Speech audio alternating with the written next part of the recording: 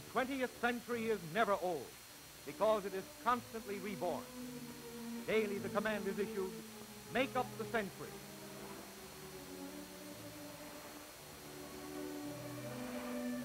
A command that takes more than 3 hours to fulfill.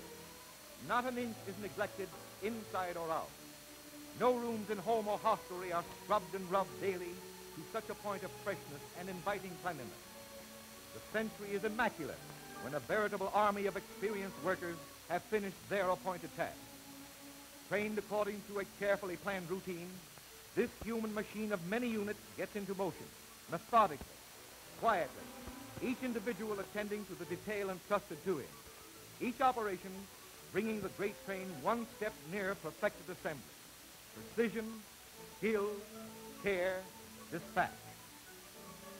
The traveling public little realizes the unfailing service that is exercised behind the scenes in order that the 20th century may warrant the respect and preference of people who are accustomed to fine appointments in their homes.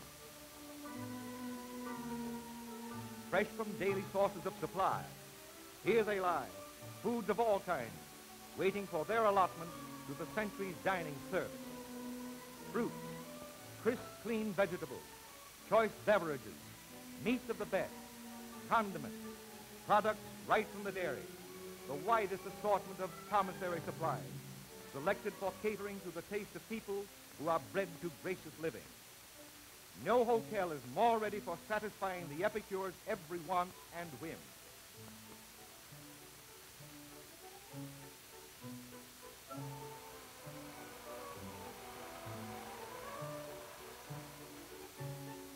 The quality of these fine foods is matched by their meticulously careful handling, with every precaution for cleanliness.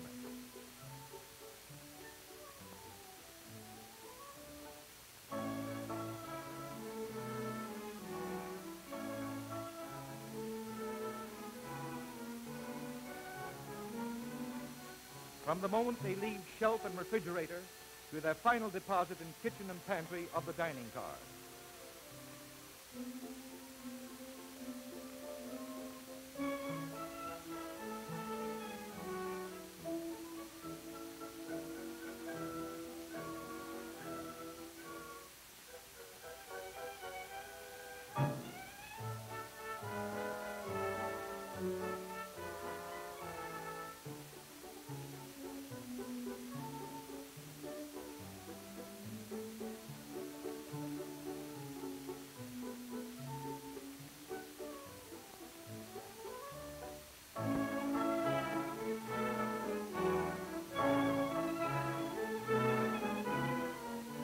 Everyone at his post, immaculate.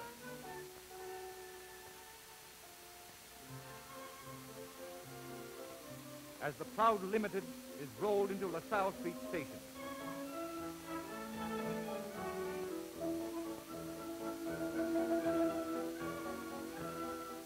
With carpets laid for those who are about to enjoy its bright and spotless accommodation.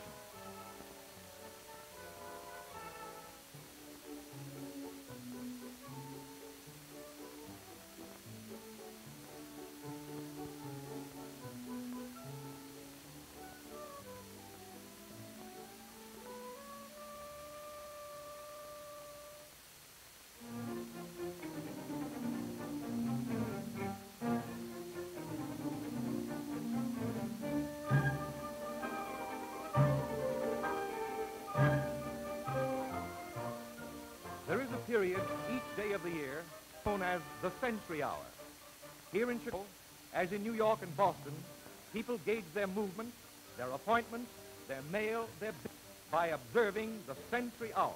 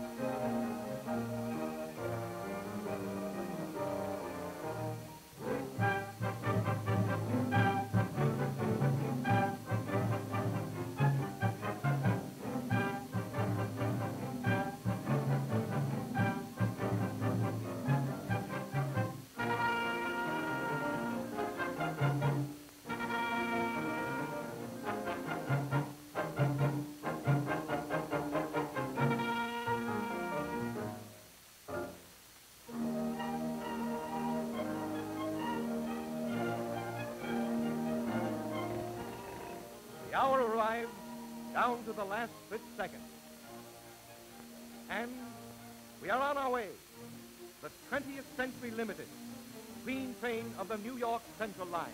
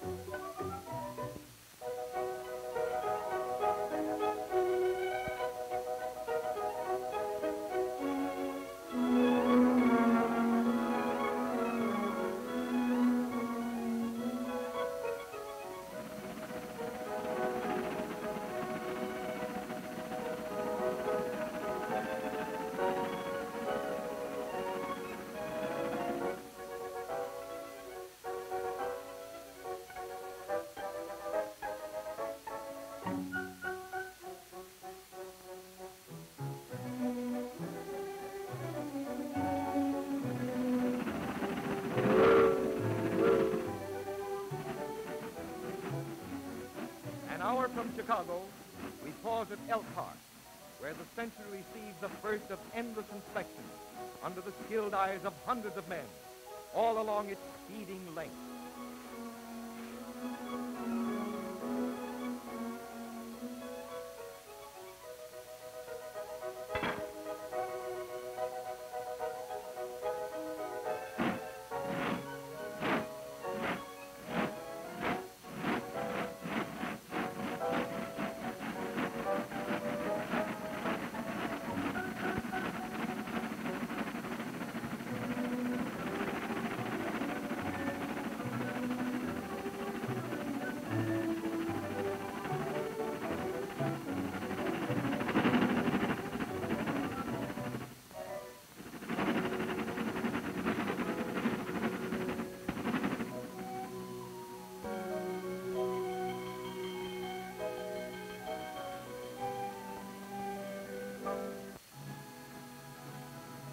Early evening, just a few minutes at Toledo.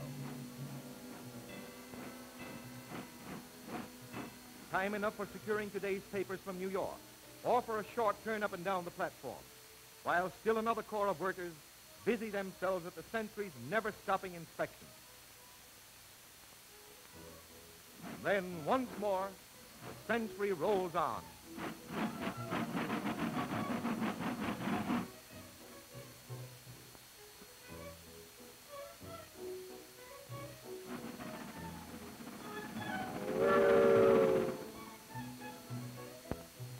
Experience has taught the guest of the Century to look forward with zest to the dining hour.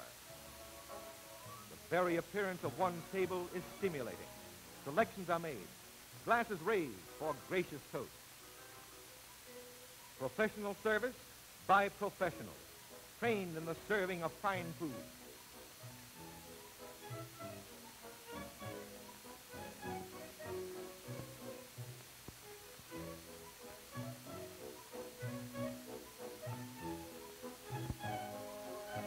Appetite-teasing delicacies top off the famous Century dinner.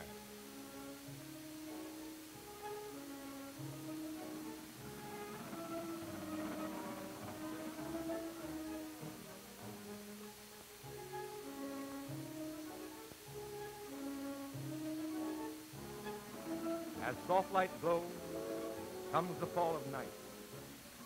Some indulge in their own forms of diversion.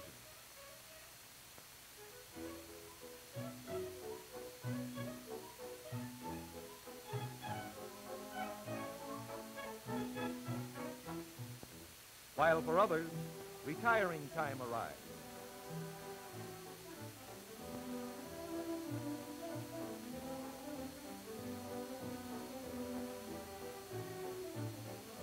fresh, clean, and invite repose.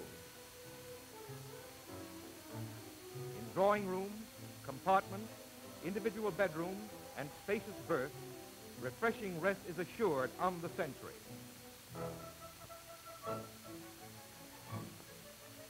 Asleep or awake, Century travelers revel in the freshness of pure filtered air. In every car, day or night, winter or summer.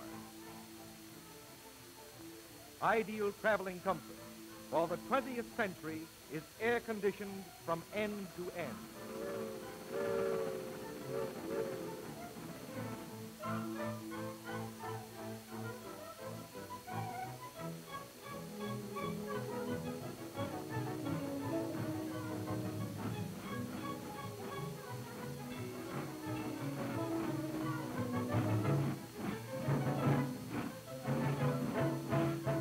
Shortly before the midnight hour, the eternal vigilance of waiting men again inspect at countless posts, while signal lights and every known trackside safety device stand further guard, here as everywhere along the route, including the exclusive automatic stop, which outdoes even human factors of safe operation. And here it is that 2 centuries pass in the night. One bound eastward,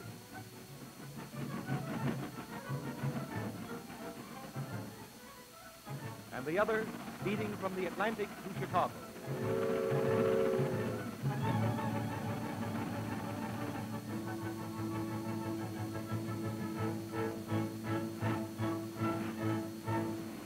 Here, the New England and Boston section leaves the New York Central line.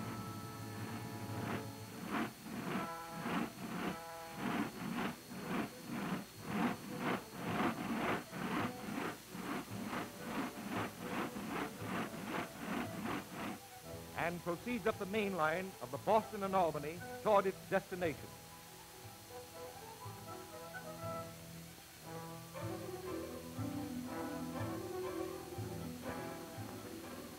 The New York section turns down for its final run along the course of the broad-flowing Hudson, famed in history and literary fable.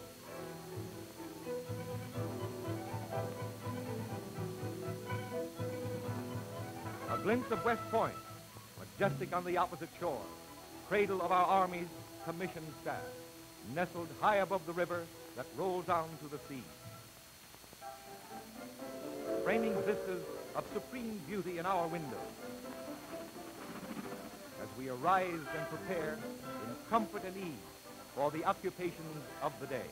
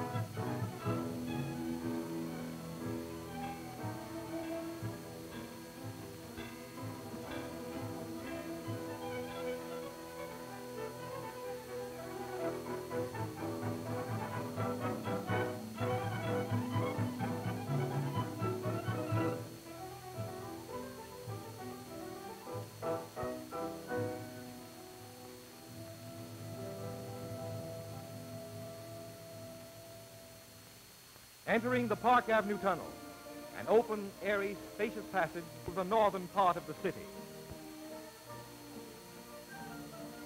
While above us, mighty monarchs of architecture tower to the clouds, and streets pulse with a surge of a new day's past.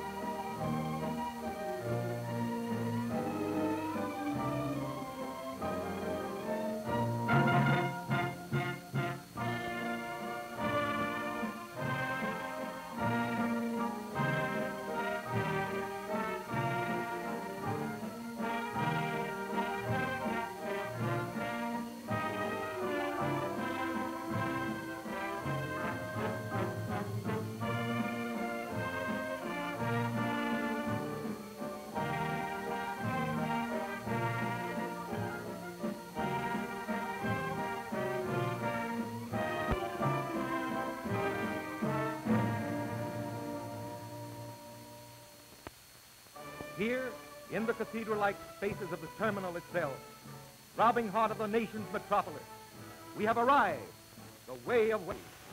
New York, by way of the 20th century limits.